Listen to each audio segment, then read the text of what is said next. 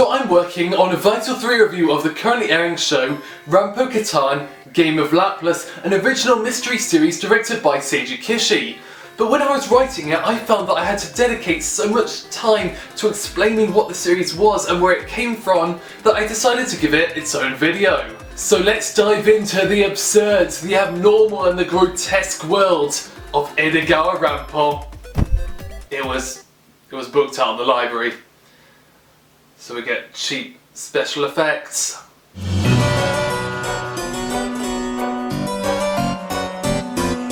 So as you may be aware, Game of Laplace was made to recognise the 50th anniversary of the death of mystery author Edogawa Rampo. The series incorporates characters from his novels and some of his ideas, although the story itself is original and is written in a way that he might do, keeping in mind some of the concepts and tones he was known for. Born in 1894 under the name Taro Hirai, he made his literary debut under the name Edogawa Rampo, a rushed version of Edgar Allan Poe, the father of detective fiction.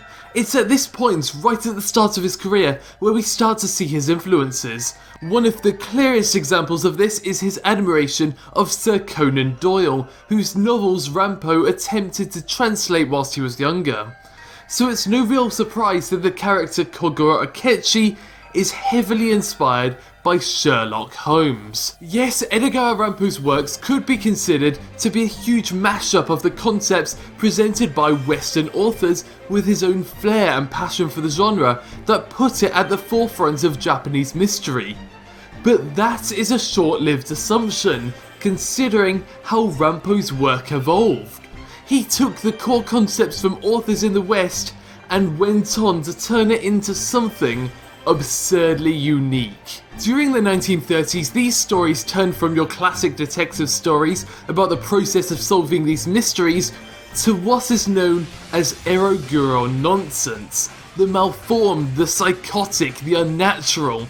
These are all the ideas that started to make their way into these stories. It wasn't so much about the process anymore, but the psychology of it all. The insane logic behind love and death. Sexuality was a huge part of it all, with Rampo taking advantage of the 1930s Japanese idea of absurd sexuality, with homosexual characters and Akechi's new sidekick Kobayashi dressing as a girl to solve cases. It was definitely not seen as normal for readers at the time. Yes, Game of Laplace isn't about drawn out cases or complex discoveries as you might expect from most mystery fiction. It's about the mindset behind them. You will find that Kobayashi will spend more time trying to get into the villain's head than finding out the details of how the murder was pulled off. However, as I mentioned, this isn't a pure adaptation, and one of the most notable discrepancies is Kobayashi. In the novels, he is the leader of the boys' detective club, somewhat of a role model, and the very definition of a pure character. But that's not a modern idea. Yes, nowadays we want to see corrupt, we want to see destroyed, we want to see psychopaths.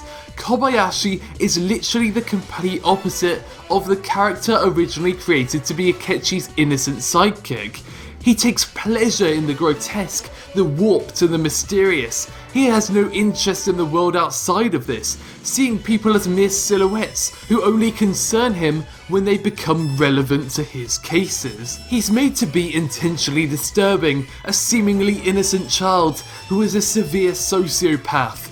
And the rest of the series follows suit with this example of corrupted innocence. A teacher who was always enthusiastic and jumpy turns out to cut her wrists. The ending sequence features happy music whilst dark imagery plays out.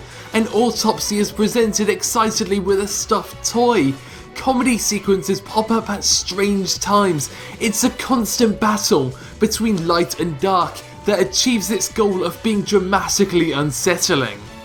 But, well, that's your primer for Game of Laplace. I'll be following this up with my first impressions video soon. In the meantime, I strongly recommend you look into Edogawa Rampo's works to gain a greater appreciation for what's going on here. Human Chair is a good one to start with, and I'd also recommend Caterpillar, a story published during World War II, which was banned for showing a negative outlook on the war effort. Thanks for watching the Canipa Effect, More videos are on their way.